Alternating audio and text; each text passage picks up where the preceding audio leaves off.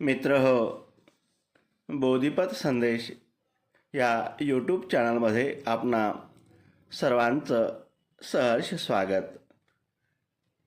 बुद्ध की Karl Marx, लेखक doctor Babasaheb Ambedkar, भाग 5.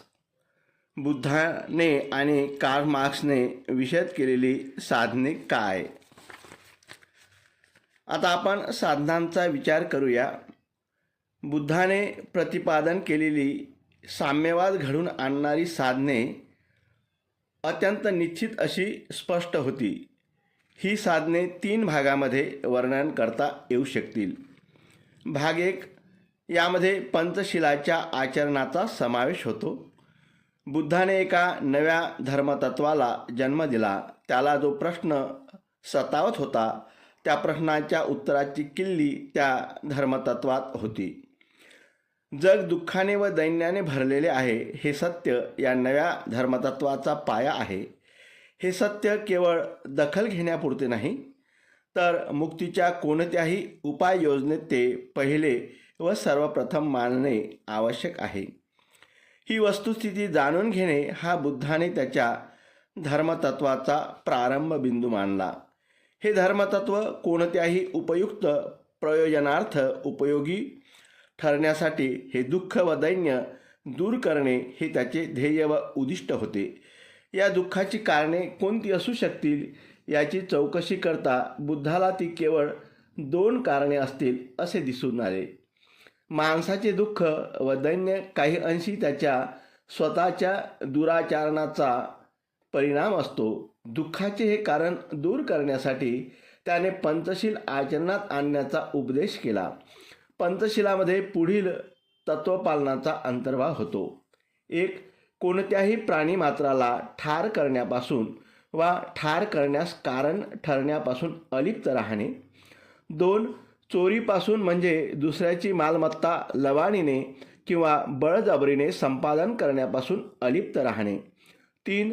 असत्य भाषणापासून अलिप्त राहणे. 4. काम वासनेपासून अलिप्त राहणे. 5. मादक पेयापासून अलिप्त राहणे. जगातील दुःख व दैन्य यांचा काही भाग बुद्धाच्या मते माणसाबाबत असलेल्या असमानतेचा परिणाम होय. ही असमानता कशी दूर करता येईल? माणसाबाबत असलेली असमानता दूर करण्यासाठी बुद्धाने आर्य अष्टांगिक मार्ग सांगितला. आर्य अष्टांगिक मार्गांची तत्वे अशी आहेत. 1. सम्यक दृष्टी म्हणजे अंधश्रद्धांपासून मुक्ती. 2. सम्यक संकल्प म्हणजे बुद्धिमान व निश्चयी माणसाला साजेचा उच्च संकल्प. 3. सम्यक वाचा म्हणजे करुणेची मुक्त व सत्यपूर्ण वाचा. 4. सम्यक व्यायाम म्हणजे इतर सर्व 7 तत्वांचे पालन. 5. सम्यक आजीव म्हणजे प्राणीमात्राला दुखापत किंवा इजा न करणारी उपजीविका. 6. सम्यक कर्मांत म्हणजे सर्व 7 तत्वांचे पालन. 7.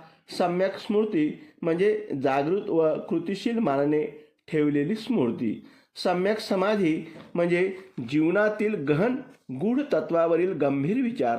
पृथ्वीवर न्यायाचे साम्राज्य प्रस्थापित करणे व त्याद्वारे जगाच्या पाठीवरून दुःखाला व दैन्याला हद्दपार करणे हे आर्य अष्टांगिक मार्गांचे ध्येय होय. काहीतरी उपयोग होऊ शकेल या विचारापासून मुक्त झाल्याशिवाय कोणतेही सत्य संकल्प केले तरी मग ते कितीही ठाम असोत, त्यांच्यापासून त्याला कसलाच लाभ होणार नाही. या अडथळ्यावर मात केली तरच माणसाने उत्तम प्रकारे कार्यारंभ केला आहे व त्याला लवकरच किंवा उशिरा का होईना विजय प्राप्त होण्याची शक्यता आहे.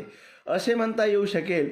4थ्या अडथळ्यात शारीरिक वासनांचाच म्हणजे काम तृष्णेंचा समावेश होतो.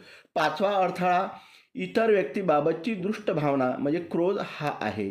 6वा अडथळा भौतिक आसक्तीपासून असलेल्या भावी प्राप्ती करण्यासाठी सुखाचा लाभ होय.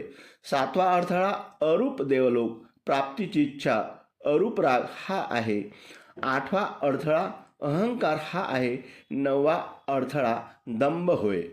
या अशा भावना आहेत की माणसांना त्यावर मात करणे सर्वात कठीण आहे व अधिक श्रेष्ठ व्यक्तींना स्वतःपेक्षा जे कमी समर्थ आहेत व कमी चारित्र्यवान आहेत त्यांच्याप्रती तिरस्कार वाटण्याच्या भावनेवर विजय मिळविणे आणखीनच कठीण असते.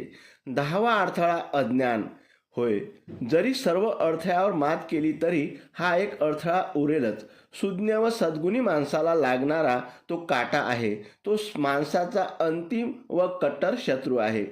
आर्य अष्टांगिक मार्गाचे अनुसरण करताना निब्बाणाद्वारे अडथळ्यावर मात करणे अभिप्रेत आहे.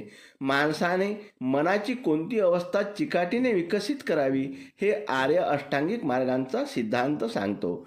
माणसाला जर आर्य अष्टांगिक मार्गावर चालायचे असेल तर त्याने कोणत्या मोहावर व अडथळ्यावर मनपूर्वक मात केली पाहिजे ते निब्बाण सांगते. या नव्या धर्मतत्वाचा चौथा भाग पारमितांचा सिद्धांत हा आहे. पारमितांचा सिद्धांत माणसाच्या दैनंदिन जीवनात 10 सद्गुणांचे आचरण मनावर ठसवतो. ते 10 सद्गुण असे आहेत: 1 प्रज्ञा, 2 शील, 3 नैष्कर्म्य, 4 दान, 5 वीर्य, 6 सत्य, 7 अधिष्ठान, 8 मैत्री आणि 9 उपेक्षा.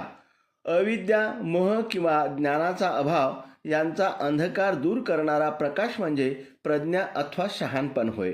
आपल्यापेक्षा सुज्ञ असलेल्यांना प्रश्न विचारून आपल्या सर्व शंका दूर केल्या पाहिजेत. सुज्ञांची संगत केली पाहिजे व मनाचा विकास करण्यास मदत करतील अशा वेगवेगळ्या कला व शस्त्रे जोपासली पाहिजेत. या गोष्टी प्रज्ञेसाठी आवश्यक आहेत. शील ही नैतिक भावना आहे. वाईट गोष्ट न करण्याचा व चांगल्या गोष्टी करण्याचा, चूक करण्याची लाज वाटण्याचा असा तो स्वभाव आहे.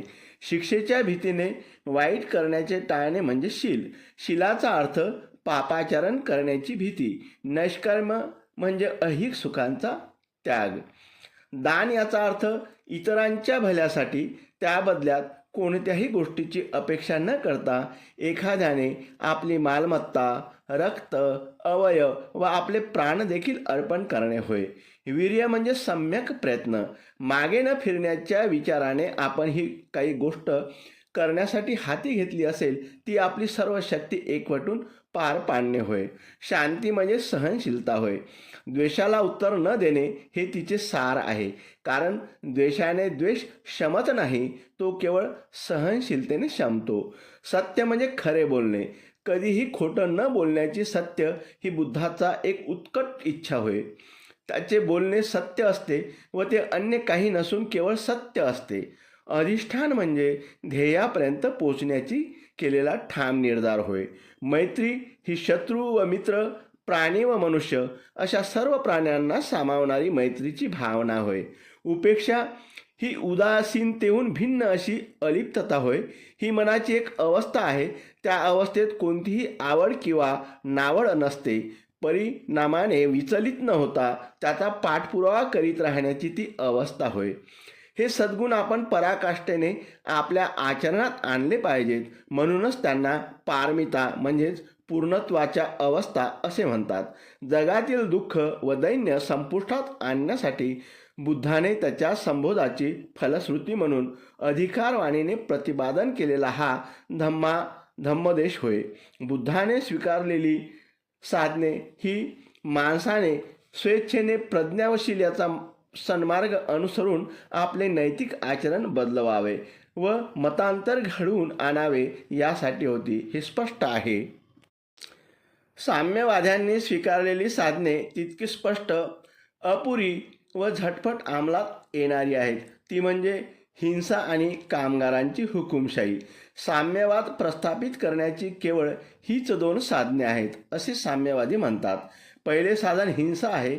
विद्यमान पद्धतीने मोडून टाकण्यासाठी त्याशिवाय दुसरी कोणतीही गोष्ट पर्याप्त ठरणार नाही. दुसरे साधन कामगारांची हुकुमशाही आहे. साम्यवादी नवीन आणण्यासाठी त्याशिवाय दुसरी कोणतीही गोष्ट पर्याप्त ठरणार नाही. बुद्ध व कार्ल मार्क्स यांच्यामधील साम्य व भेद आता स्पष्ट झाले आहे. दोघांचे ध्येय समान आहे. भेद मात्र साधनाबाबत आहे.